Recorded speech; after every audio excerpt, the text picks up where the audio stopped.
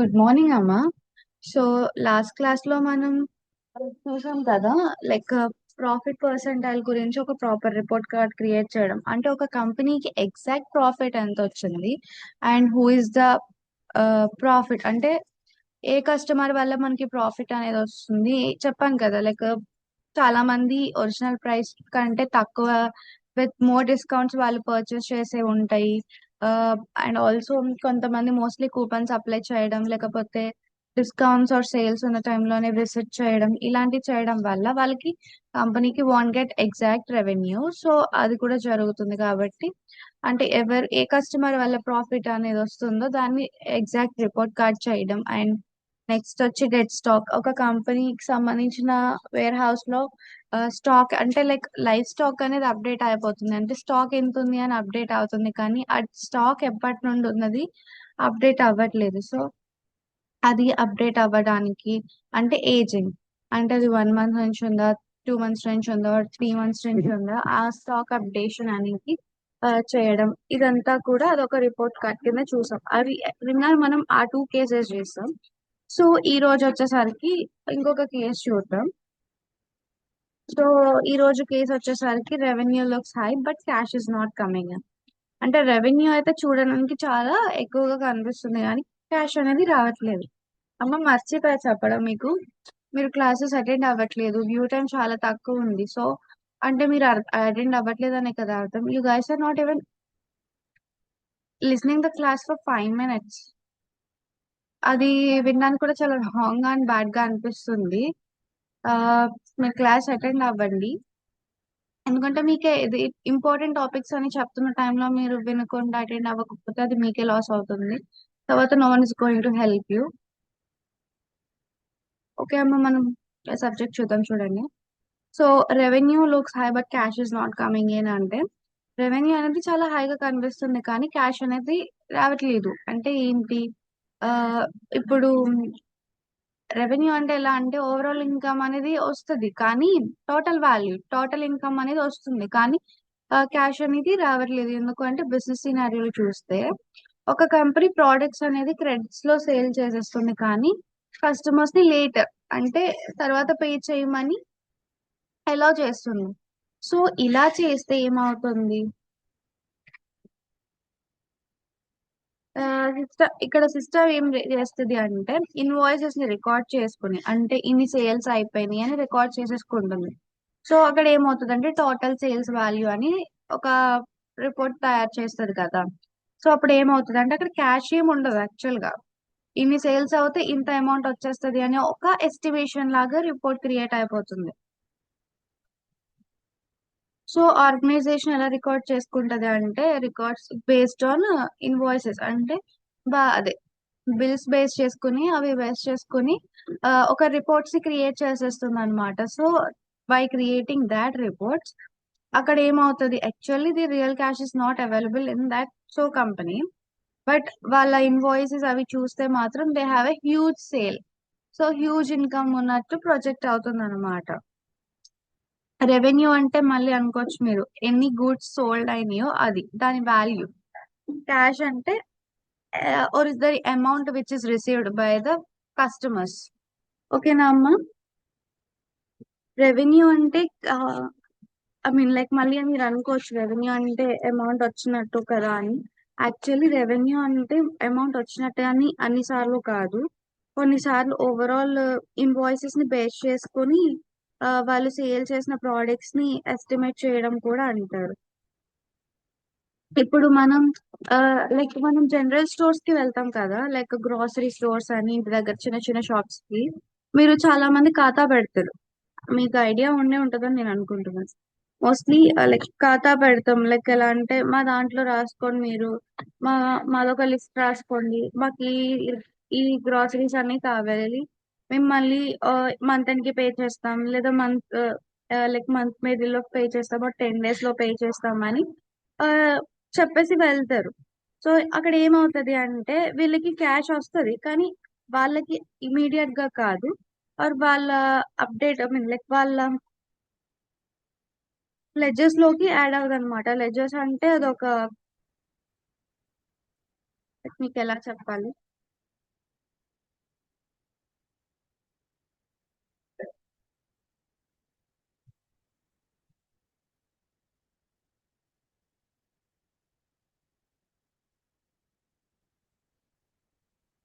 Yeah, ఇప్పుడు లెజెస్ book అంటే మీరు అమౌంట్ ఎంత వచ్చింది, ఎంత మనం సేల్ చేసాం, అలా బుక్ లో రాసుకుంటారనమాట. అదే నార్మల్ గా కిరాణా షాప్స్ లో రాస్తారు కదా, వాళ్ళు ఒక బుక్ పెట్టుకుని రాస్తారు. సో ద సేమ్ వే ఈ grocery shops are whatever so called, అక్కడ కూడా ఇట్లానే చేస్తారు. సో అక్కడ ఏమవుతుంది అంటే, ఇప్పుడు ఆ షాప్ లో ఆయన మొత్తం అన్ని కూడా ఇలా క్రెడిట్స్ కి ఇచ్చేసి తర్వాత పే చేయడానికి అలౌ చేసేస్తే, ఆయన ఎలాగా నెక్స్ట్ టైం వచ్చే స్టాక్ ఇన్వెస్ట్ చేయలేరు కదా.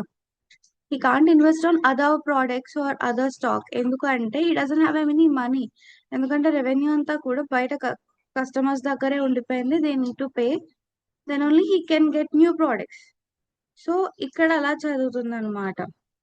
అండ్ ఇక్కడ లైక్ షాప్ లో ప్రోడక్ట్స్ లేనప్పుడు, లేదా సో కాల్డ్ కంపెనీలో ప్రోడక్ట్స్ లేవు కానీ వాళ్ళ ఇన్వాయిసెస్ ని బేస్ చేసుకుంటే సేల్స్ అనేవి చాలా హ్యూజ్ ఉన్నాయి.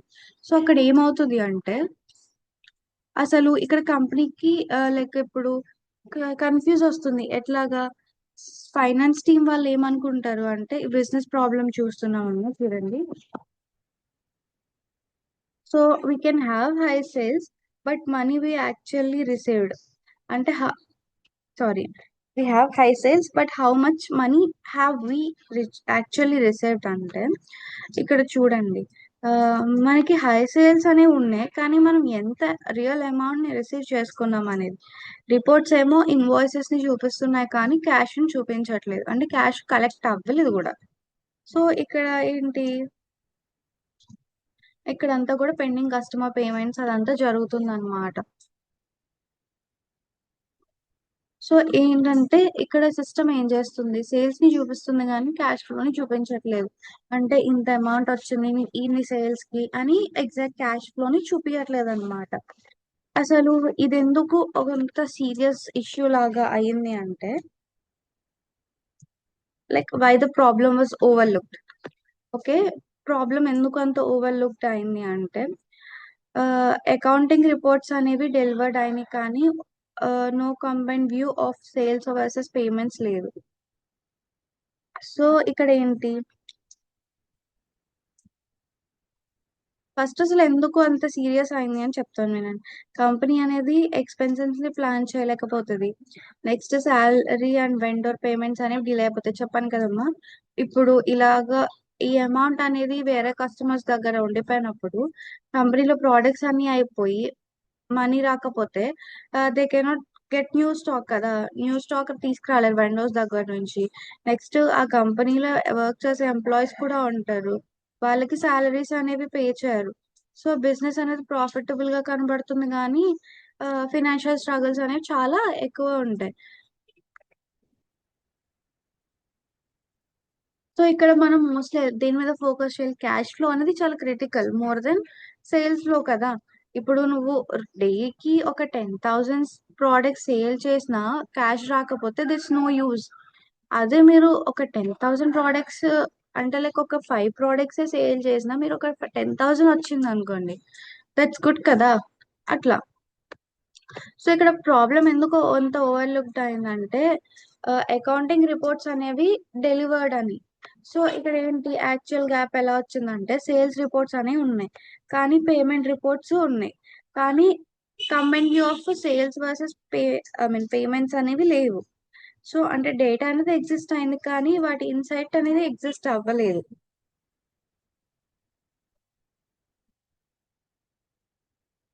సో ఇక్కడ అసలు రూట్ కాజ్ ఏంటి అంటే, బిజినెస్ అనేది ఎక్స్ప్లిక్ట్ గా డైరెక్ట్ ఐ మీన్ ఎక్స్ప్లిక్ట్లీ అంటే డైరెక్ట్ గా అడగలేదు అనమాట. అంటే అసలు ఇంకా ఎంత అనేది స్టిల్ అన్పేడ్ లో ఉంది, రిక్వైర్మెంట్ అనేది డాక్యుమెంటెడ్ కాదా, ఇట్లా అడగలేదు అనమాట.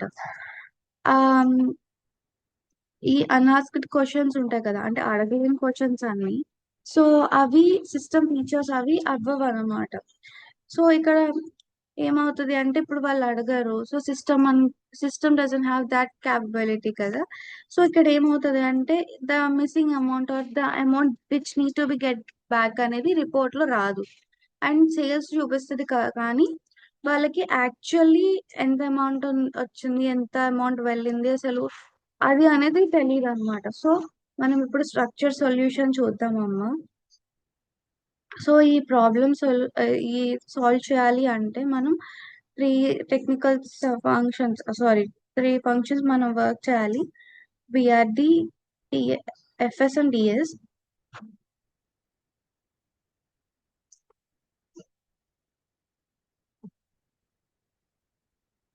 సో ఈ స్ట్రక్చర్ డాక్యుమెంట్ ఏం చేస్తుంది, స్ట్రక్చర్ సొల్యూషన్ ఏం చేస్తుంది అంటే డాక్యుమెంట్స్ ని ఒక కన్ఫ్యూజన్ నుంచి ఒక క్లారిటీలోకి కన్వర్ట్ చేయడానికి హెల్ప్ చేస్తుంది అనమాట. సో ఫస్ట్ వన్ వచ్చేసరికి BRD. BRD is nothing but business required documents. So ఇది ఏం చేస్తుంది అంటే బిజినెస్ ప్లాన్ ని క్యాప్చర్ చేసుకొని బిజినెస్ క్వశ్చన్స్ ని డిఫైన్ చేయడం, వాళ్ళ సక్సెస్ మెజర్స్ ని డిఫైన్ చేయడం, లేదా వాళ్ళకి వచ్చే ఏదైనా ప్రాబ్లమ్స్ ని డిఫైన్ చేసి ఇలా ఆ, కొత్తగా క్రియేట్ చేయడం ఇది చేస్తుంది అనమాట. సో ఇక్కడ బిజినెస్ క్వశ్చన్ ఏంటి అంటే లైక్ ఫైనాన్స్ టీమ్ వాళ్ళు ఎలాంటి క్వశ్చన్ అడుగుతారంటే అసలు ఎంత అమౌంట్ పెండింగ్ ఉంది ఫ్రమ్ కస్టమర్స్ అని అడిగినప్పుడు ఆ, ఇది ఒక బిజినెస్ కోర్ రిక్వైర్మెంట్ కదమ్మా, ఎంత అమౌంట్ అనేది పెండింగ్ ఉందని. సో ఇక్కడ ఏంటంటే బిజినెస్ అనేది విజిబిలిటీ కావాలి ఇంటూ ఒక అవుట్ స్టాండింగ్ రిసీవబుల్స్ నుంచి. అంటే వాళ్ళకి అవుట్ స్టాండింగ్ రిసీవబుల్స్ రాకపోతే వాళ్ళు బిజినెస్ రన్ చేయలేరు కదా. సో అందుకు. సో ఇక్కడ నెక్స్ట్ చూసుకుంటే KPIs. KPIs is nothing but key performance indicator.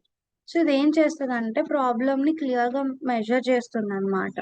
So ఇక్కడ ఈ కేపీఐ ఏం డిఫైన్ చేస్తుంది అంటే ఇన్వాయిస్ అమౌంట్.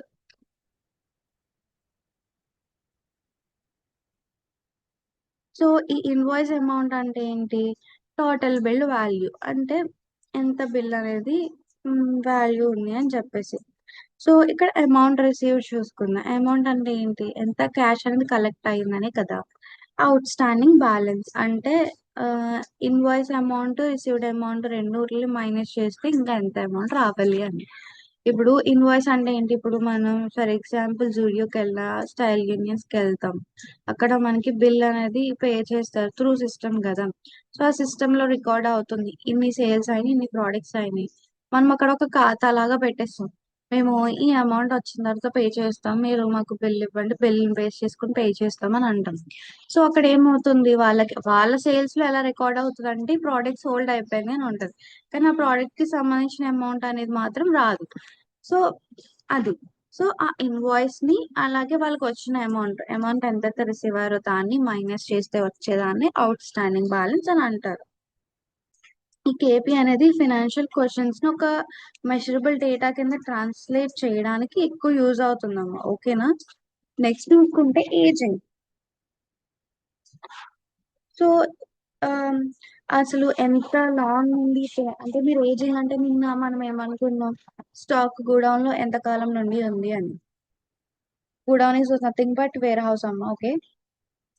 సో అలాగే ఈ రోజు ఇది ఎలాగంటే ఇప్పుడు ఈ కేసులో ఏజింగ్ అండ్ రిక్వైర్మెంట్ అనేది బిజినెస్ కి తెలియాలి కదా.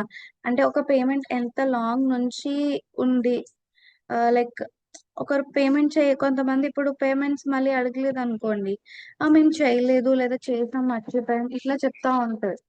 సో లైక్ ఇప్పుడు బిజినెస్ కి తెలియాలి ఒక పేమెంట్ ఎంత కాలం నుంచి జరగట్లేదు, అంటే మనం అమౌంట్ రిసీవబుల్ చేయాల్సింది ఇంకా ఎప్పుడు రిసీవ్ అవుతుంది అలా. అంటే లైక్ ఒక 30 days లోనా, లేకపోతే 30 to 60 days లోనా, లేకపోతే 60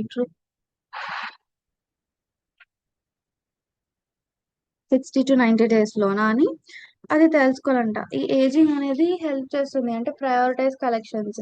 ఇప్పుడు 2 days బ్యాక్ తీసుకున్న ప్రోడక్ట్ కొంతమంది ఉంటారు, 2 days బ్యాకే తీసుకున్న వాళ్ళు, లేకపోతే కొంతమంది చాలా కాలం లైక్ 2 months 3 months అని.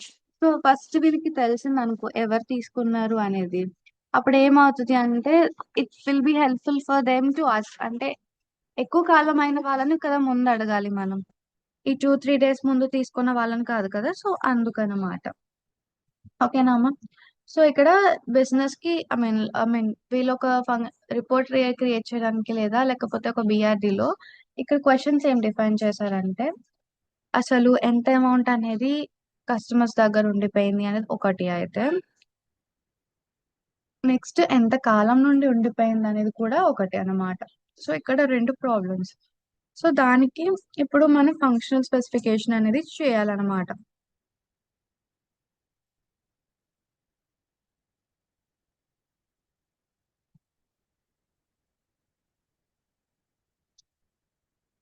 సో ఫంక్షనల్ స్పెసిఫికేషన్ లో ఫస్ట్ చూడండి,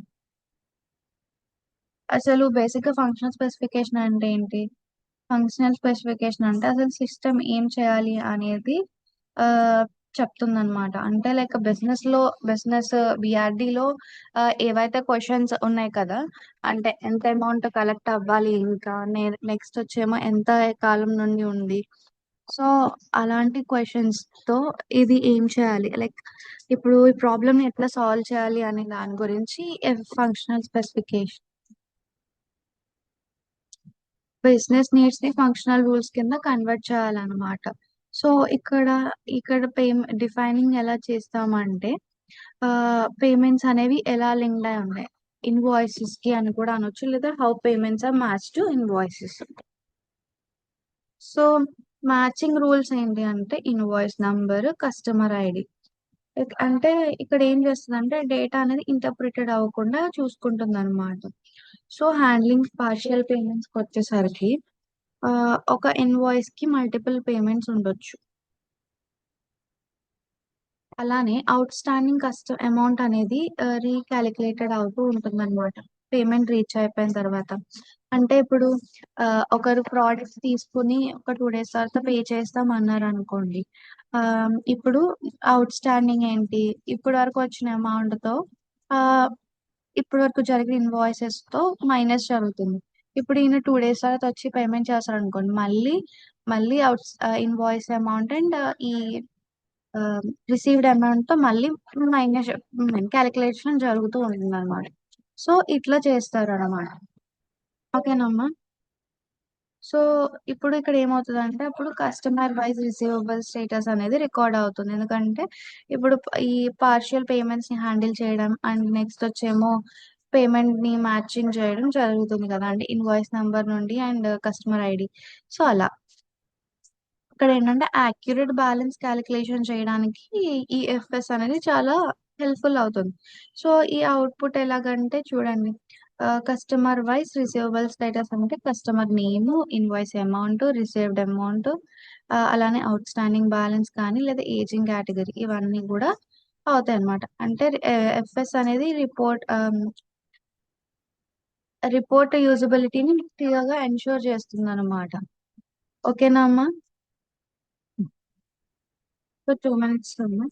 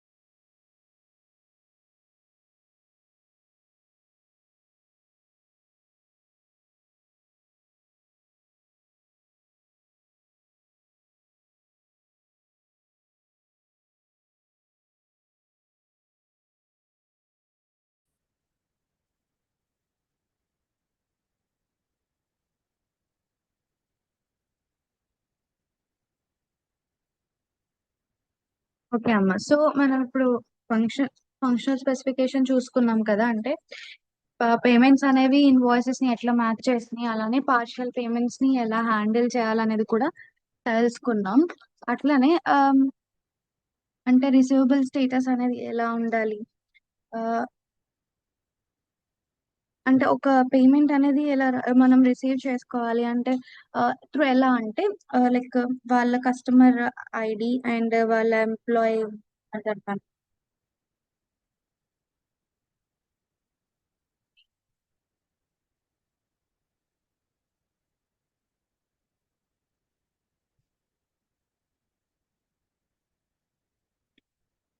యా కస్టమర్ నేమ్, నెక్స్ట్ వచ్చేసరికి వాళ్ళ invoice amount and receivable amount అంటే రిసీవ్డ్ అమౌంట్ ఎంత అమౌంట్ అయితే రిసీవ్ చేసుకున్నారో అది, అట్లానే అవుట్ స్టాండింగ్ బ్యాలెన్స్ అంటే రిమైనింగ్ బ్యాలెన్స్ ఎంత ఉంది, ఏజింగ్ కేటగిరీ అంటే ఎంత కాలం నుండి వాళ్ళ పేమెంట్స్ అనేవి రిసీవబుల్ అవ్వట్లేదు, దాని గురించి వాళ్ళు చెక్ చేసుకుంటారనమాట. అంటే ఈ ఫంక్షనల్ స్పెసిఫికేషన్ ఏం చేస్తుంది అంటే రిపోర్ట్స్ ని యూజబిలిటీలోకి కన్వర్ట్ చేస్తుంది అనమాట. సో నెక్స్ట్ వచ్చేసరికి టెక్నికల్ స్పెసిఫికేషన్.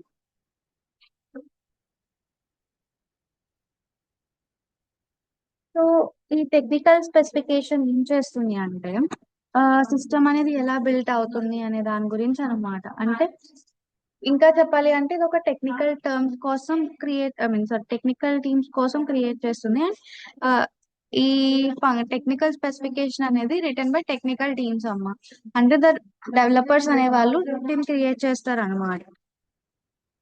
సో ఇక్కడ లాజిక్ డెఫినేషన్ ఏంటి అంటే match billing data with payment data.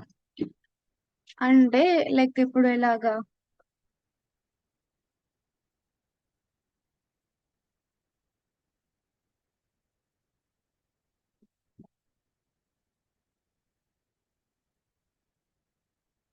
So ఇక్కడ ఏంటి అంటే match billing data with payment data అంటే ఇప్పుడు మనం బిల్లింగ్ చేస్తాం కదా దానికి ఒక కోడ్ సంథింగ్ ఉంటుంది. అదే కోడ్ ఆర్ దాంతో పేమెంట్ కూడా చేయాలన్నమాట. సో పేమెంట్ డేటాను కూడా మ్యాచ్ చేయాలి. అంటే మీరు ఏ ప్రోడక్ట్ అయితే పర్చేస్ చేస్తారో ఏదైతే చేస్తారో దాన్ని ఎగ్జాక్ట్లీ మ్యాచ్ చేయాలన్నమాట. ఓకేనా. And calculate out standing amount అంటే ఇప్పుడు మీరు బిల్లింగ్ చేసిన తర్వాత ఐ మీన్ పేమెంట్ చేసిన తర్వాత రిమైనింగ్ వాళ్ళకి రావాల్సిన ఇన్వాయిసెస్ అమౌంట్ అంతా క్యాలిక్యులేట్ చేసి ఇన్వాయిస్ వచ్చిన సేల్స్ అమౌంట్ ఉంది కదా, ఆ అమౌంట్ తో పేమెంట్ అమౌంట్ మైనస్ చేసినప్పుడు లేదా minus I mean other calculate చేసినప్పుడు వాళ్ళకి వచ్చిన అమౌంట్ ఉంటుంది కదా, దాన్ని అవుట్ స్టాండింగ్ అమౌంట్ అని అంటాం. ఓకేనా అమ్మ. సో ఇక్కడ ఈ రిపోర్ట్ డెవలప్మెంట్ కి వచ్చేసరికి summary plus invoice level details. Summary అంటే టోటల్ రిసీవబుల్స్ అంటాం. అలానే ఇన్వాయిస్ లెవెల్ డీటెయిల్స్ అంటే పర్ కస్టమర్ అని చెప్పి కూడా అనొచ్చు. ఓకేనా అమ్మ. ఇది ఎవరు చేస్తారు అంటే finance team and senior managements వాళ్ళు చేస్తారు. అంటే ఒక different levels of detail support అనేది కావాలి యాక్చువల్లీ. సో ఇక్కడ చూస్తే బిజినెస్ అవుట్కమ్ కి వచ్చేసరికి better cash flow planning and faster collections ఉంది. అంటే clear visibility of pending payments అంటే ఇంకా ఎన్ని పేమెంట్స్ ఉన్నాయి అనేది క్లియర్ విజిబిలిటీ ఉందని అర్థం. అలానే ఫాస్టర్ కస్టమర్ ఫాలో అప్స్ కూడా ఉందన్నమాట. అలానే ఫైనాన్షియల్ స్టెబిలిటీ సో దీని వల్ల ఏమవుతుందంటే ప్రాఫిటబిలిటీ అనేది వితౌట్ క్యాష్ ఫ్లో అనేది చాలా రిస్కీ అవుతుందమ్మా. ఎందుకంటే మరి క్యాష్ ఫ్లో రాకుండా ఉంటే వాళ్ళు నెక్స్ట్ టైం ప్రోడక్ట్స్ మీద ఇన్వెస్ట్ చేయడానికి లేకపోతే నెక్స్ట్ టైం పర్చేస్ చేయడానికి వాళ్ళకి అమౌంట్ ఉండదు.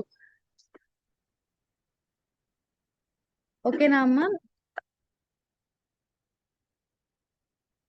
So this is all about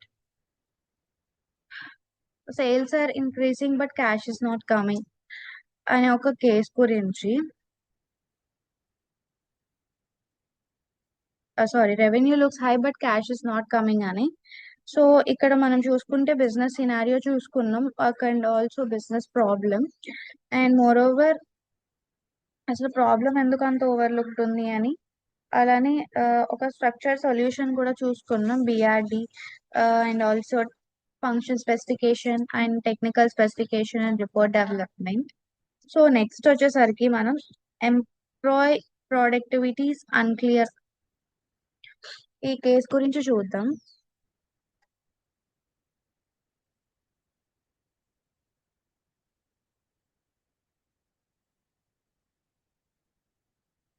అమ్మ మీరు క్లాసెస్ అటెండ్ అవ్వండి అమ్మ. ఇట్ విల్ బి మీకు తర్వాత ప్రాబ్లం అవుతుంది. మీరు ప్రాజెక్ట్ కూడా చేయాలి. అండ్ నెక్స్ట్ వీక్ నుండి మనం ప్రాజెక్ట్ కూడా స్టార్ట్ చేసుకుందాం. మీరు ఇప్పుడు ఈ క్లాసెస్ వినకపోతే మీరు అప్పుడు ప్రాజెక్ట్స్ ఎలా చేస్తారు?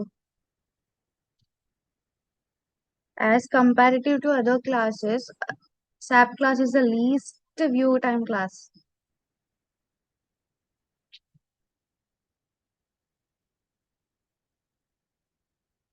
సో ఇక్కడ చూసుకుంటే మనం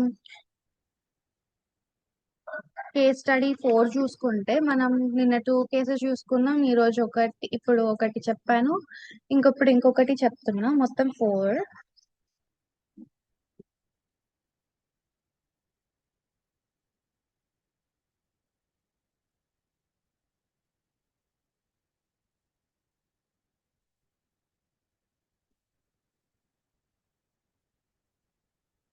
సో ఇక్కడ ఏంటి అంటే employee productivity and productivity is unclear. So ఇక్కడ బిజినెస్ సినారియో చూసుకుంటే a services company bills clients based on employee working hours. ఒక సర్వీస్ కంపెనీ అనేది క్లయింట్ ప్రాజెక్ట్స్ మీద, అలానే క్లయింట్స్ బిల్స్ మీద based on employee work, bills అనేది ఎంప్లాయ్ వర్కింగ్ అవర్స్ ని base చేసుకుని ఇస్తుంది అనమాట. అంటే ఎలాగా ఇంకా క్లియర్ గా చెప్పాలంటే రెవెన్యూ అనేది ఒక ఎంప్లాయీ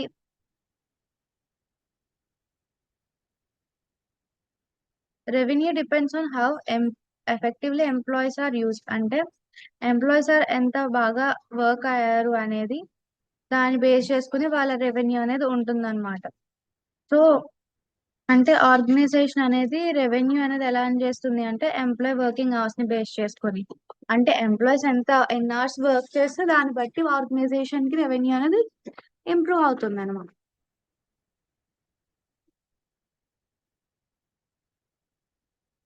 సో ఇక్కడ కంపెనీ ఏం మెయింటైన్ చేస్తుంది అప్పుడు? ఎంప్లాయీ అటెండెన్స్ అని రికార్డు మెయింటైన్ చేస్తుంది అనమాట. సో అప్పుడే కదా ఎవరు బాగా అటెండ్ అవుతున్నారు, ఎవరు లైక్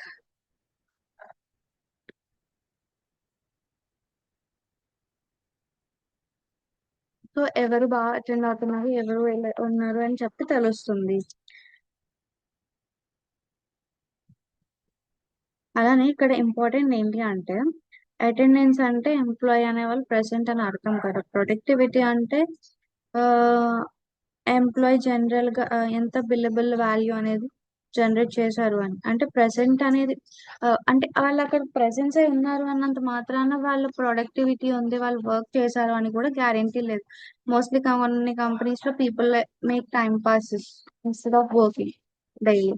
సో అలా కాకుండా వాళ్ళ వర్కింగ్ కూడా నోటీస్ చేయడం చేయాలన్నమాట. అసలు ప్రాబ్లం ఎందుకు అర్థమైందా? ఇంకా సింపుల్ గా చెప్పాలి అంటే మనం అన్ని క్లాసెస్ అటెండ్ అవుతాం కానీ అసలు ఎఫెక్టివ్ గా చదవం మోస్ట్లీ, అసలు వినం ఫస్ట్ ఆఫ్ ఆల్. అది వేరే విషయం అనుకోండి. ఇప్పుడు రైట్ లో మీరు కూడా అదే చేస్తున్నారు, ఈ క్లాసెస్ కూడా.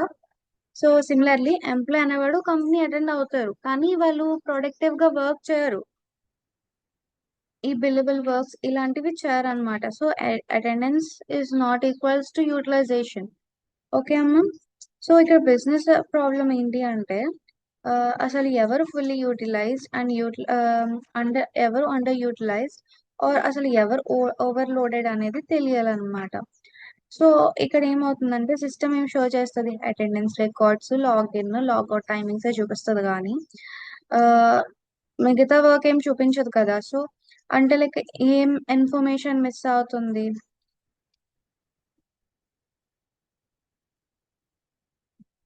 లైక్ ఏం ఇన్ఫర్మేషన్ మిస్ అవుతుందంటే ఎన్ని అవర్స్ వాళ్ళు బిల్లబుల్ చేశారు, ఆ, ఎవరు ఎక్కువ చేస్తున్నారు, ఎవరు తక్కువ వర్క్ చేస్తున్నారు అనేది తెలియదు అన్నమాట. అలానే అసలు ఇది ఎందుకు సీరియస్ ప్రాబ్లం అవుతుంది అంటే ఇప్పుడు ఒక క్లారిటీ లేకుండా, అంటే ఒక యూటిలైజేషన్ క్లారిటీ లేకుండా అప్పుడు ఏమవుతుందంటే కొన్ని ఎంప్లాయీస్ అనే వాళ్ళు ఓవర్లోడ్ చేస్తూ ఉంటారు.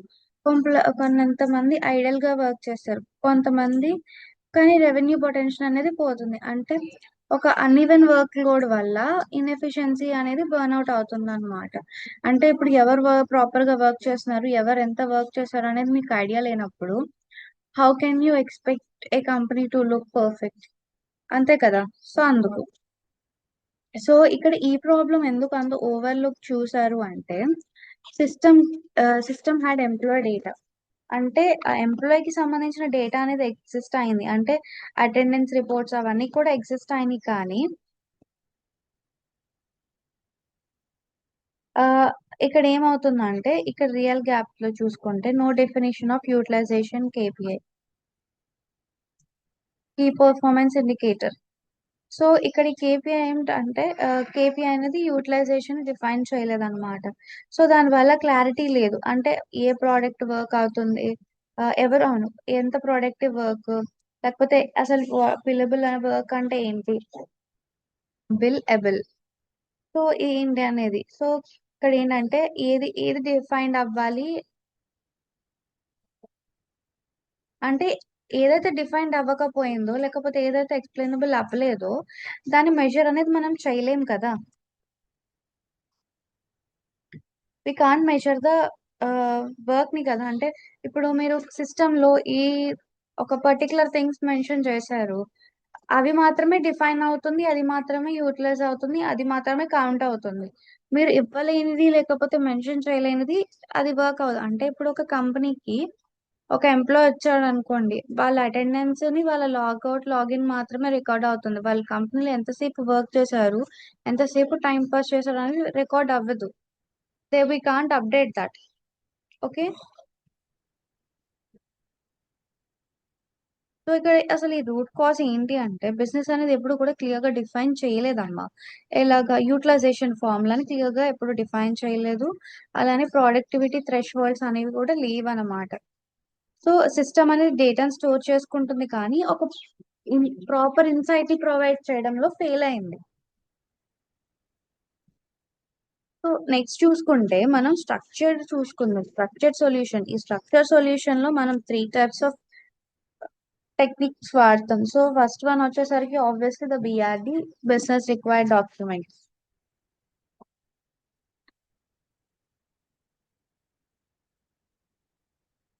ఈ స్ట్రక్చర్ సొల్యూషన్ అనేది ఒక ప్రాబ్లమ్ ని ప్రాపర్ గా document with structured document structure లో చేయడానికి యూజ్ అవుతుంది అనమాట.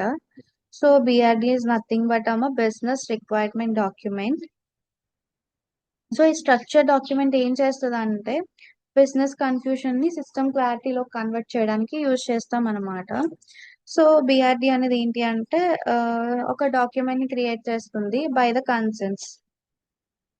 సో అంటే ఎలాగా, బిజినెస్ లో the pain points are the main points అని కూడా అనొచ్చు, ఆ పాయింట్స్ ని క్యాప్చర్ చేయడం, అలానే బిజినెస్ క్వశ్చన్స్ ని డాక్యుమెంట్ చేయడం, అలానే కేపీఐ అండ్ థ్రెష్ హోల్డ్స్ ని డిఫైన్ చేయడం చేస్తుంది అనమాట. ఇక్కడ బిజినెస్ క్వశ్చన్ చూసుకుంటే, బిజినెస్ క్వశ్చన్ ఏంటి, how effectively are employees being used, అంటే ఎంత ఎఫెక్టివ్ గా ఎంప్లాయీస్ అనే వాళ్ళు వర్క్ చేస్తున్నారు ఆర్ కంపెనీకి యూజ్ అయ్యారు అని అర్థం. సో ఇక్కడ ఏంటంటే బిజినెస్ కి విజిబిలిటీ కావాలమ్మా. అంటే ఎంప్లాయీస్ ని ఎంత యూటిలైజేషన్ చేశారు అనేది ఒక విజిబిలిటీ వాటికి కావాలి. సో ఇక్కడ కేపీఐ చూసుకుంటే టోటల్ వర్కింగ్ అవర్స్, అంటే ఎన్ని అవర్స్ ఎంప్లాయ్ అవైలబుల్ ఉన్నారు, ఎన్ని అవర్స్ వాళ్ళు వర్క్ చేశారు అని అర్థం. బిల్ బిల్ ఎబుల్ అవర్స్ అంటే ఆ, ఆ, ఎన్ని అవర్స్ ఐ మీన్ ఎన్ని అవర్స్ ఛార్జ్ అనేది జరిగింది క్లయింట్స్ కి.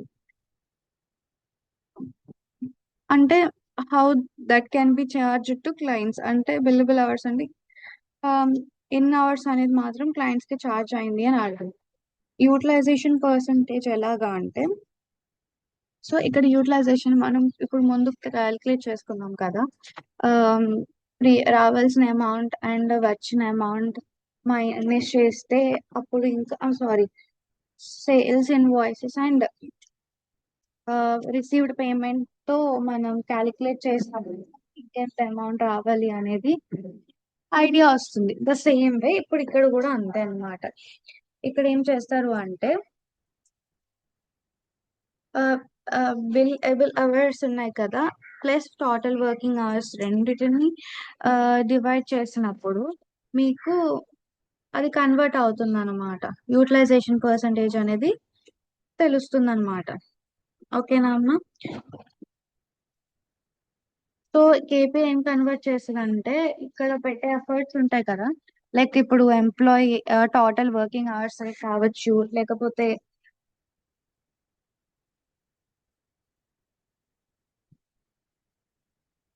So employee total working hours కానీ, లేకపోతే మీరు ఎన్ని అవర్స్ బిల్లబుల్ చేశారు అంటే క్లయింట్స్ కి ఎంత ప్రొడక్టివిటీ వచ్చింది, లేకపోతే ఎంప్లాయీస్ ని ఎంత యూటిలైజ్ చేసుకున్నారు, ఇవన్నీ కూడా ఆ, ఈ కేపీఐ ఏంటంటే ఒక ప్రాపర్ వేలో కన్వర్ట్ చేస్తుంది అనమాట.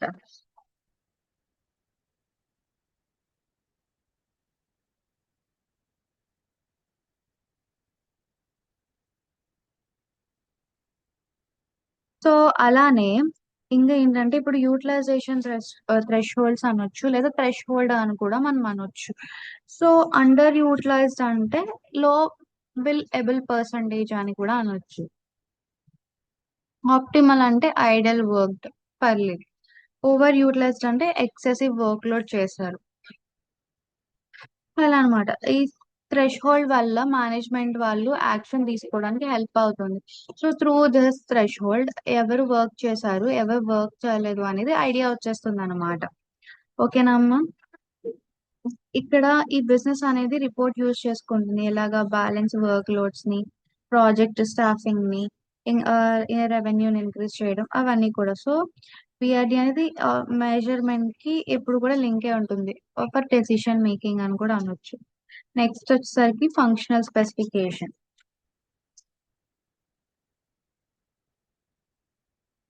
సో ఈ ఫంక్షనల్ స్పెసిఫికేషన్ ఏం డిఫైన్ చేస్తుంది అంటే, ఫస్ట్ అసలు ఫంక్షనల్ స్పెసిఫికేషన్ ఏంటి అంటే డాక్యుమెంట్ కింద కన్వర్ట్ చేసిన బిజినెస్ రిక్వైర్మెంట్స్ ని ఆ ఫంక్షనల్ స్పెసిఫికేషన్ లోకి కన్వర్ట్ చేస్తుంది. అంటే అక్కడ సిస్టమ్ ఏం చేయాలి, బిజినెస్ నార్మల్ డాక్యుమెంట్ రూల్స్ ని ఇప్పుడు ఫంక్షనల్ రూల్స్ కింద ఎలా మార్చాలి అనే దాని గురించి అన్నమాట. సో ఇక్కడ చూడండి, what counts as billable work. ఇప్పుడు దాన్ని ఎలా డిఫైన్ చేయాలంటే ఇక్కడ చూడండి, client project work, approve support activities, దాన్ని మనం బిల్ కింద చేయొచ్చు అన్నమాట. ఆ, అసలు ఏది కౌంట్ అవ్వదు అంటే leave, training, internal Idol time, ఇలాంటివి కౌంట్ అవ్వవు అనమాట.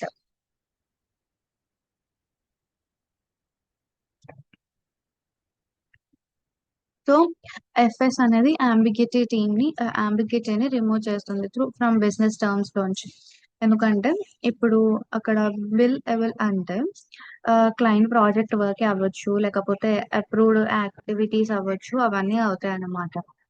సో ఇక్కడ అలా చేస్తారు కదా. సో అవుట్పుట్ కి వచ్చేసరికి ఎఫ్ఎస్ ఏం డిఫైన్ చేస్తుంది అంటే ఒక రిపోర్ట్ స్ట్రక్చర్ లో ఎంప్లాయ్, ప్రాజెక్ట్, యూటిలైజేషన్, ఇది ఒక స్ట్రక్చర్ అన్నమాట.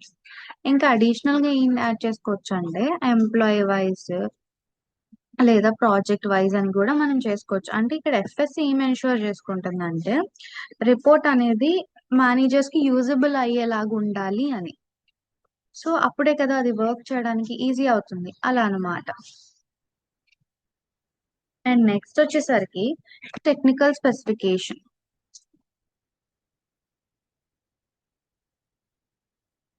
సో ఈ టెక్నికల్ స్పెసిఫికేషన్ చూడండి అమ్మా, అంటే సిస్టమ్ అనేది ఎలా బిల్ట్ అయింది, ఆ ఎలా బిల్డ్ చేయాలి, అండ్ ఈ టెక్నికల్ స్పెసిఫికేషన్ అనేది ఒక కైండ్ ఆఫ్ ఆర్కిటెక్చర్. అంటే ఒక సిస్టమ్ బిల్డ్ చేయడానికి మనం యూజ్ చేసే ఆర్కిటెక్చర్ అని కూడా మనం చెప్పొచ్చు. ఓకేనా అమ్మా? సో ఈ ఆర్కిటెక్చర్ ని యూజ్ చేసుకొని మనం ఇంప్లిమెంట్ చేస్తాం అన్నమాట. అంటే ఒక బ్లూ ప్రింట్ ని యూజ్ చేసుకునే కదా మనం ఒక ఏదైనా కన్స్ట్రక్ట్ చేయడం లేకపోతే బిల్డ్ చేయడం జరుగుతుంది. ద సేమ్ ఇక్కడ కూడా బ్లూ ప్రింట్ ని యూజ్ చేసుకొని బిల్డ్ చేస్తారు అనమాట. సో ఇక్కడ ఏంటి అంటే ఇప్పుడు లాజిక్ డెఫినిషన్ ఎలా ఉంది అంటే మంత్లీ అగ్రిగేషన్ చూసుకుంటే, సో ఇదేంటంటే యూటిలైజేషన్ పర్సంటేజ్ ని క్యాలిక్యులేట్ చేయడం. అంటే లాజిక్ బిజినెస్ లాజిక్ ని సిస్టమ్ లాజిక్ కింద కన్వర్ట్ చేసుకోవాలి. ఎందుకంటే ఇప్పుడు ఫంక్షనల్ లాజిక్ కూడా అట్లానే కదా కన్వర్ట్ చేసుకుంది. So the same way. So ఇది role based access and next వచ్చేసరికి రోల్ బేస్డ్ యాక్సెస్ అన్నమాట. అంటే టీఎస్ అనేది స్పెసిఫై చేస్తుంది. ఎలా అంటే మేనేజర్స్ అనే వాళ్ళు టీమ్ డేటాను చూడడం, లేకపోతే employees self data,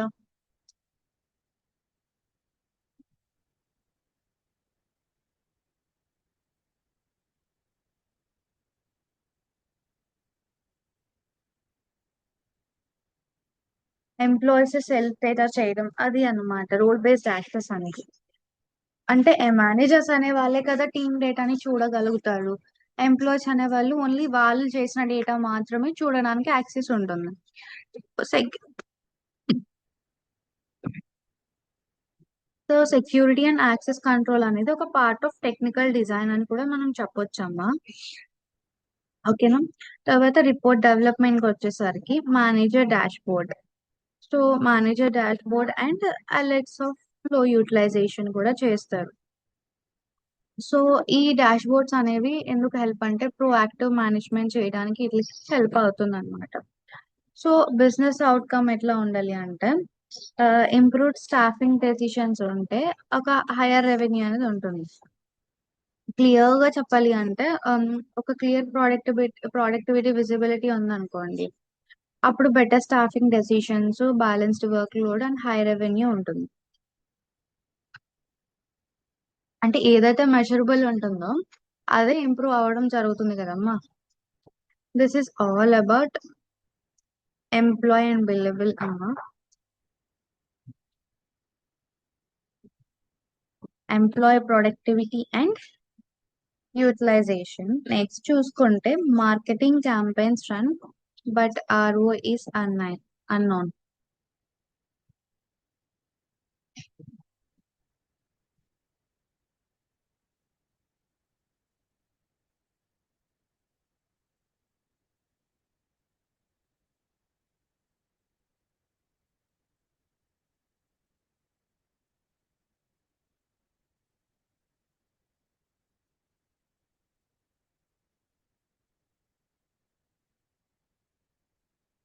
so ROI అంటే రిటర్న్ ఆన్ ఇన్వెస్ట్మెంట్. సో ఇప్పుడు మనం ఇంకొక కేస్ స్టడీ చూసుకుందాం ఇన్ టుడేస్ క్లాస్ ఉంది. సో ఏంటి అంటే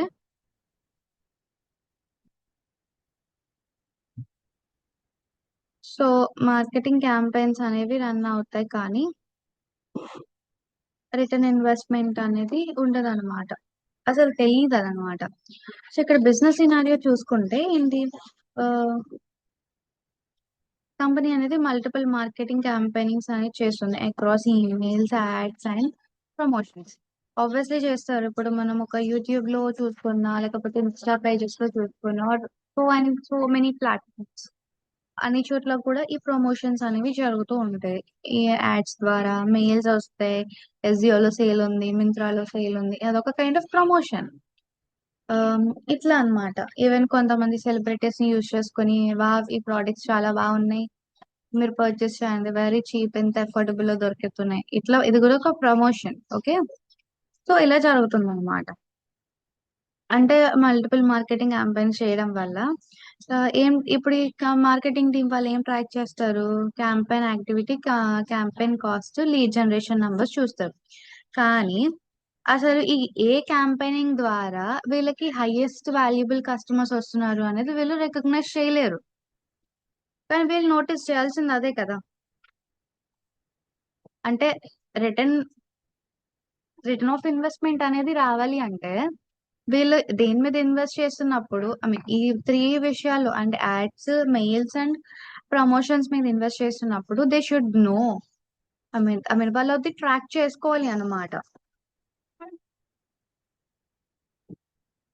సో ఇక్కడ ఏమవుతుంది, రిటైల్ రెవెన్యూ అనేది రాదు. ఇంకా సింపుల్ గా చెప్పాలి అంటే ఇప్పుడు ఒక రియల్ లైఫ్ ఎగ్జాంపుల్, మీరు ఇప్పుడు క్లాసెస్ అటెండ్ అవుతున్నారు, you invest some amount in this.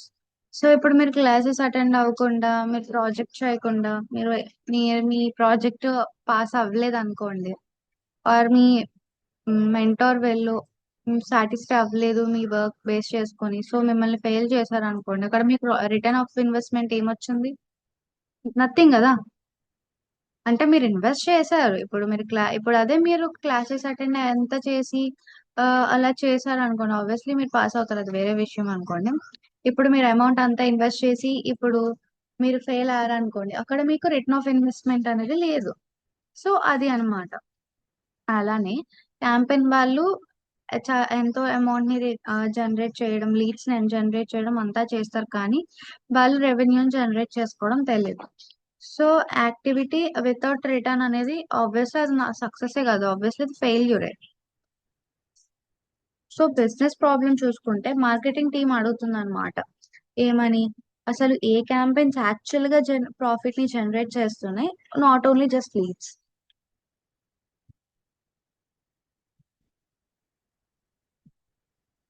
So ఇక్కడ ఎగ్జిస్టింగ్ రిపోర్ట్స్ ఏం చూపిస్తున్నాయంటే నంబర్ ఆఫ్ లీడ్స్.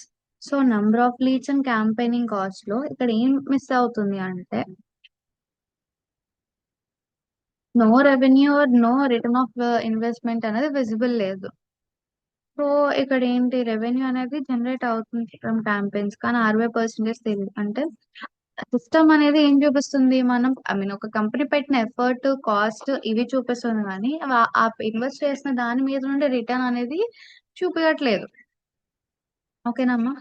అసలు ఇది ఎందుకు అంత సీరియస్ ఇష్యూ అంటే మనీ అనేది వేస్ట్ అవుతుంది, అంటే ఒక రిటర్న్ ఆఫ్ ఇన్వెస్ట్మెంట్ క్లారిటీ లేకపోతే మనీ అనేది వేస్ట్ అవుతుంది, అంటే ఒక రాంగ్ క్యాంపెయిన్స్ మీద లేదా పోర్ క్యాంపెయినింగ్స్ మీద వేస్ట్ అవుతుంది. అలానే హై పర్ఫార్మింగ్ క్యాంపెయిన్స్ అనేవి అండర్ ఫండెడ్ కూడా ఉంటాయి. అలానే బడ్జెట్ డెసిషన్స్ కూడా గెస్ట్ వర్క్ లాగా అయిపోతుంది అనమాట, అంటే ప్రాపర్ వర్క్ అవ్వదు, గెస్సింగ్ చేస్తున్నట్టు ఉంటుంది. సో అలా అన్నమాట. సో మార్కెట్ సక్సెస్ అనేది ఆ, ఎలా అంటే ఎలా మెజర్ చేసుకోవాలంటే రిటర్న్ ఆఫ్ ఇన్వెస్ట్మెంట్స్ మీద ఆ, చేసుకోవాలన్నమాట. అంటే వాళ్ళ యాక్టివిటీని బేస్ చేసుకుని కాదు, by return of investment. So అసలు ప్రాబ్లం ఎందుకు అంత ఓవర్లుక్డ్ అయింది అంటే క్యాంపెయిన్ రిపోర్ట్స్ అనేవి ఆల్రెడీ డెలివర్డ్ అయిపోయినాయి. సో కానీ యాక్చువల్ గ్యాప్ ఎక్కడ వచ్చింది అంటే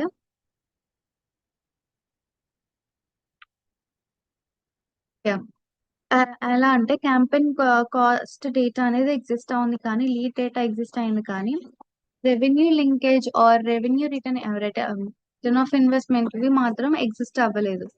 సో ఇక్కడ ఏంటి అంటే ఒక డేటా అనేది ఒక ప్రాపర్ కనెక్షన్ లేకుండా ఒక ఇన్సైట్ ని ప్రొడ్యూస్ చేయలేదు కదమ్మా, అంటే ఒక కనెక్షన్ ఉండాలి కదా డేటాకి ముందు. సో అది లేనప్పుడు ఎలాగ అవుతుంది, అవ్వదు కదా. అలా అలానే అసలు దీనికి రూట్ కాజ్ ఎలా చెప్పాలి అంటే బిజినెస్ అనేది ఎప్పుడు కూడా డిఫైన్ అవ్వలేదు, అంటే రెవెన్యూ అనేది ఎలాగ క్యాంపెయిన్స్ కి లింక్ అయింది, ఆ, అలానే ఆర్ఓఐ ఎలా క్యాలిక్యులేట్ అవ్వాలి అనేది వీళ్ళు చేయలేదన్నమాట. సో ఏదైతే డిఫైన్ చేయరో అది బిల్డ్ అవ్వదు. అంటే మీకు ఏ రిక్వైర్మెంట్ అయితే మీరు డిఫైన్ చేయకపోతే మీకు అక్కడ మీరు ఎలాగ తెలుస్తుంది మీకు, అంతే కదా. సో స్ట్రక్చర్డ్ సొల్యూషన్ చూసుకుంటే బిఆర్డి. సో బిఆర్డి అంటే బిజినెస్ రిక్వైర్మెంట్ డాక్యుమెంట్స్, అంటే ఒక బిజినెస్ కి కావాల్సినవన్నిటిని కూడా ఒక ప్రాపర్ డాక్యుమెంట్ లో చేసి ఉంచుతుంది. ఆ, అలానే కేపీఐస్ ని ఫిల్టర్స్ ని ఐడెంటిఫై చేసి వాటిని హెల్ప్ చేస్తుంది అనమాట టు ఫర్ అనలైజింగ్.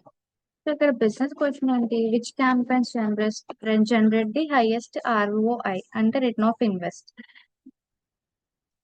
అంటే ఇది ఒక కోర్ బిజినెస్ రిక్వైర్మెంట్ కదమ్మా, ఇన్వెస్ట్మెంట్స్ చేయడం ప్రమోషన్స్ లో అటులో అయినా. సో ఏ ప్రమోషన్స్ ని బట్టి జనాలు వస్తున్నారు అనేది కూడా తెలుసుకోవాలి కదా మరి. సో ఇక్కడ బిజినెస్ కీ పర్ఫార్మెన్స్ ఇండికేటర్ చూసుకుంటే ఇక్కడ ఏం ఐడెంటిఫై అయింది, క్యాంపెయినింగ్ కాస్ట్, అంటే టోటల్ ఎంత అమౌంట్ స్పెండ్ చేశారు క్యాంపెయినింగ్ మీద అనే కదా. రెవెన్యూ జనరేటెడ్ అంటే sales attributed to the campaign, అంటే ఎంత సేల్స్ అనేవి క్యాంపెయిన్ కి అట్రిబ్యూట్ అయినాయి అని అర్థం. ఆర్వై పర్సంటేజ్ అంటే రిటర్న్ పర్సంటేజ్ ఎంత ఉంది అని. సో ఇక్కడ ఏంటి అంటే కేపీ అనేది మార్కెట్ యాక్టివిటీని బిజినెస్ వాల్యూలోకి కన్వర్ట్ చేస్తుంది అన్నమాట, అంటే మార్కెట్ లో వచ్చిన ప్రాబ్లమ్ ని ఒక బిజినెస్ డాక్యుమెంట్ ఆర్ బిజినెస్ దానికి కన్వర్ట్ చేస్తుంది. సో ఇక్కడ ఫిల్టర్స్ ఏం కావాలి అంటే బిజినెస్ కి ఫ్లెక్సిబిలిటీ అనేది ఉండాలమ్మా in analysis. So campaign type ఏంటి అంటే ఈమెయిలా, యాడా, లేకపోతే ప్రమోషనా, అలా.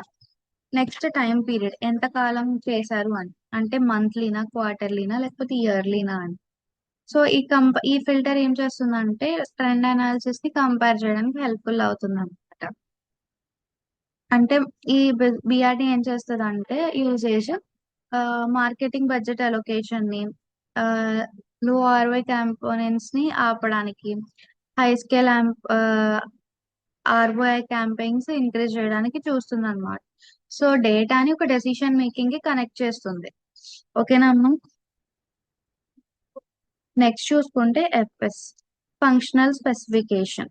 సో ఇదేం చేస్తుంది, సిస్టమ్ ఏం చేయాలి అనే దాన్ని ఎక్స్ప్లెయిన్ చేస్తుంది. అలానే బిఆర్డిని ఫంక్షనల్ లోకి కన్వర్ట్ చేసుకుంటుంది. అంటే బిజినెస్ డాక్యుమెంట్ ని ఒక ఫంక్షనల్ రూల్స్ లోకి కన్వర్ట్ చేస్తుంది. సో ఈ రెవెన్యూ అనేది లింక్ ఎలా ఉంటుంది అంటే చూడండి, define how revenue is linked to campaigns. Revenue అనేది క్యాంపెయిన్స్ కి ఎలా లింక్ అయి ఉంది అనేది ఎక్స్ప్లెయిన్ చేయండి, డిఫైన్ చేయండి అంటాం. సో పాసిబుల్ లింకేజ్ మెథడ్స్ ఎలా ఉంటాయి, క్యాంపెయిన్ కోడ్ అనో, రెఫరల్ సోర్స్ అనో, లేకపోతే ట్రాకింగ్ ఐడీస్ అలా. ఇప్పుడు మీకు ఐడియా ఉందా, యూట్యూబ్ లో చాలా మంది ప్రమోట్ చేస్తారు సో అండ్ సో ప్రోడక్ట్స్ ని.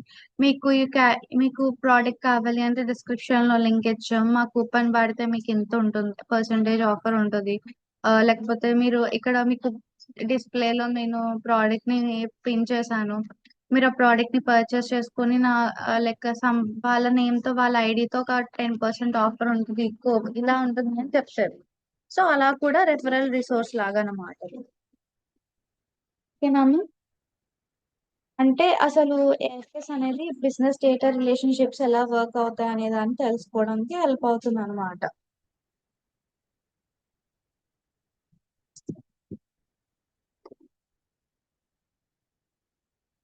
సో అవుట్పుట్ డెఫినేషన్ కి వచ్చేసరికి ఎలా అంటే క్యాంపెయిన్ వైజ్ ఆర్వై రిపోర్ట్, అంటే లైక్ క్యాంపెయిన్ నేమ్ కానీ, కాస్ట్ కానీ, రెవెన్యూ, రిటర్న్ ఇన్వెస్ట్మెంట్, అది. సో ఇదంతా కూడా రిపోర్ట్ అనేది క్రియేట్ అవుతుంది అన్నమాట. అలానే ఎఫ్ఎస్ ఏం ఎన్షూర్ చేసుకుంటుందంటే రిపోర్ట్ అనేది అండర్స్టాండబుల్ అండ్ అండ్ యూజబుల్ అనే దానిలో ఉందా లేదా అనేది చూసుకుంటుంది అనమాట. అలానే టెక్నికల్ స్పెసిఫికేషన్.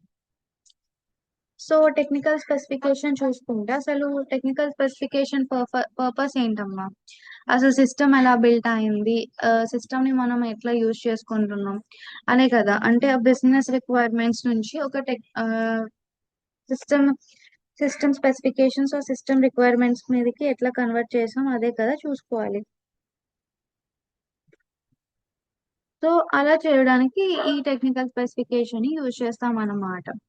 ఈ టెక్నికల్ స్పెసిఫికేషన్స్ అనేవి రిటర్న్ బై డెవలపర్స్ అని కూడా చెప్పొచ్చు, బిజినెస్ డెవలపర్స్ వాళ్ళు రిటర్న్ చేశారు, ఐ మీన్ వాళ్ళే క్రియేట్ చేస్తారు కదా. సో ఇక్కడ లాజిక్ చూసుకుంటే రెవెన్యూ, కాస్ట్, అలానే ఆర్ఓఐ పర్సంటేజ్. సో డేటా అనేది అగ్రిగేషన్ లెవెల్లో, క్యాంపెయిన్ లెవెల్లో చూడాలి. ఇక్కడ ఏం చేస్తుందంటే బిజినెస్ లాజిక్ ని సిస్టమ్ లాజిక్ లోకి కన్వర్ట్ చేసుకొని రిపోర్ట్ డెవలప్మెంట్ క్రియేట్ చేయాలి.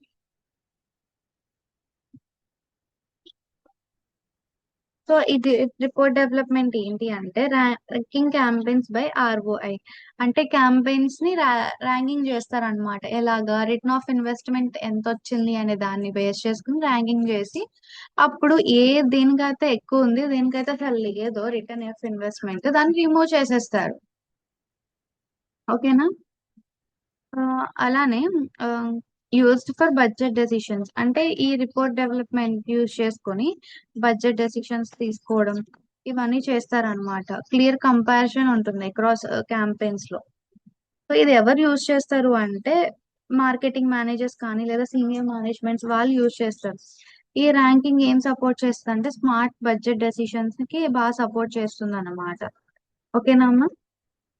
సో ఈ బిజినెస్ అవుట్కమ్ కి వచ్చేసరికి ఎలా అంటే marketing spend optimise towards high return campaigns. అంటే మార్కెట్ వాళ్ళు ఆ, కస్ అంటే ఆప్టిమైజ్ హై రిటర్న్ క్యాంపెయిన్స్ కి ఎక్కువ స్పెండ్ చేస్తారు అనమాట. సో బిజినెస్ లో చూసుకుంటే clear visibility of campaign performance, అంటే క్యాంపెయిన్ పర్ఫార్మెన్స్ అనేది క్లియర్ విజిబుల్ ఉండాలి. అలానే మార్కెటింగ్ బడ్జెట్ అనేది ఆప్టిమైజ్డ్ అయ్యి, అలానే హై రిటర్న్ క్యాంపెయిన్స్ ఫోకస్ చేసినప్పుడు, లేదా ఓవరాల్ ప్రాఫిటబిలిటీని ప్రెజెంట్ చేసినప్పుడు అది బాగుంటుంది. అంటే మనీ అనేది స్పెండ్ ఎంత ఇన్వెస్ట్మెంట్ చేసినా వితౌట్ ఆర్ఓఐ అంటే రిటర్న్ ఆఫ్ ఇన్వెస్ట్మెంట్ అనేది విజిబుల్ లేనప్పుడు అది ఒక రిస్క్ అవుతుంది అనమాట. ఓకేనమ్మా.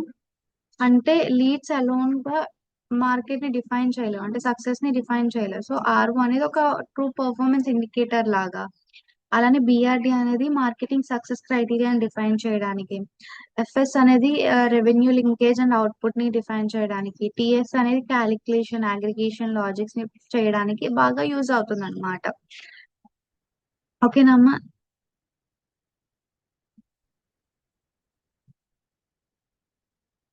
సో ఇదంతా కూడా this is all about marketing ROIs అనే దాని గురించి తెలుసుకుందాం. అంటే marketing campaigns but return of investment is unknown అని అర్థం. ఓకేనా అమ్మా. ఈ రోజు మనం 3 కేసెస్ గురించి చూసుకున్నాం. సో రేపు కూడా మనం ఇంకొన్ని కేసెస్ గురించి మాట్లాడుకుందాం. అండ్ మోర్ ఓవర్ మీరు క్లాసెస్ అటెండ్ అవ్వండి ప్లీజ్. అండ్ మనం next week or day after that week మనం ప్రాజెక్ట్ కూడా స్టార్ట్ చేస్తాం. ఓకేనమ్మా. సో ఈ కేస్ స్టడీ